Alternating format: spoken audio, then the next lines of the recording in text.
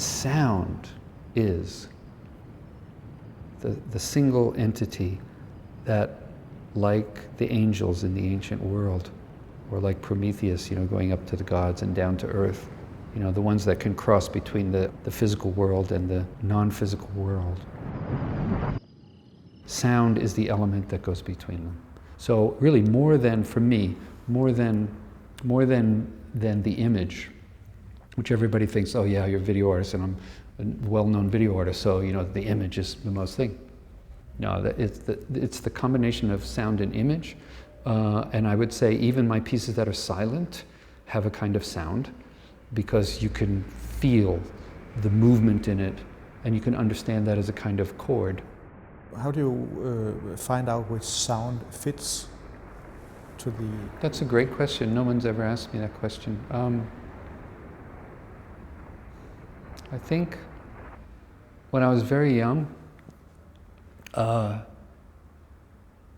was living in New York City, and I must have been... It's one of the last times I saw my grandfather when I was a kid. And that would have been, I would say, in 1962 or something like that, 63. And he came over to our house from Florida. My aunt and my grandfather were living in Florida, and they were on my mother's side of the family. So he came over, and he came into my room, and he was actually very creative. I think I got a lot of my artistic creativity from my grandfather. He was also kind of a funny, kind of crazy guy. He was wonderful for a little kid. So he came into my room, and we're looking around, and then it was, wasn't quite summer, but it was probably early spring, and we were talking, and all of a sudden he stops in my room, and he said, "What's that?" And I said, well, I called him Pup-Up. That was our nickname for him. And I said, "Pup-Up, what? What?" He says, "What's that sound?" I said, "What sound?" And I went to the window, and I was expecting to hear, I don't know, a fire engine or something. And he said, "Listen to the sound." And so I stopped, and I heard it for the first time. And it's the sound of all the cars, all the people, all the trees moving. Anything that's moving is making sound. And it's a kind of background noise for the world. And most obviously, if you're near the ocean, you hear that very clearly. But when we're going through our daily lives, we don't even recognize that. And I'm not talking about the car that goes by quickly. It's just even in the middle of the night, just, put your head out the window and you hear that. It's like a shh. It's a constant sound that absorbs all the other sounds. And he taught me that.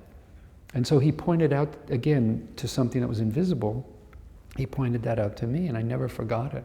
And I was very, very conscious of this kind of, what I call it, like kind of undersound, the undersound that just constantly exists. We could stop this recording right now, turn off all this equipment, have everybody in the building be absolutely silent, and if we sat right here and as much as possible lowered our breathing rate and everything, and if it was midnight or 1 in the morning and there were not many cars, after a few moments, as John Cage told us when he went in the anechoic chamber, or David Tudor doing 4 minutes and 33 seconds of silence, which is all about coming out of Zen Buddhism, we would hear a sound in this room. There would be a tone in this room, which is made up of the frequencies of sound that bounce off the walls very subtly and then create a kind of tone. And then what happened, which I wasn't conscious about, but as I got older, and then I became interested, I went to high school, as I said, and then into university, I became interested in this kind of undersound. And it was, for me, the kind of guide, because I never knew this, again, unconsciously I knew it, but not consciously. And I was with a friend one time, and I was showing them how I was editing. They were interested.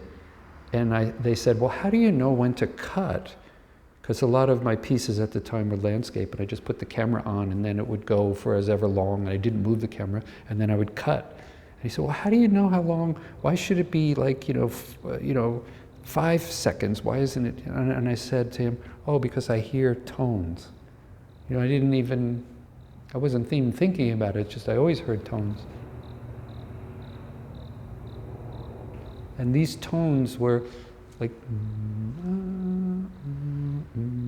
but they weren't audible. You couldn't hear them. But I heard them in my mind. And then those were my guides. How long should I hold this shot? If it's just a simple locked shot, the camera doesn't move, how long do you hold it? 5 seconds, 10, 20?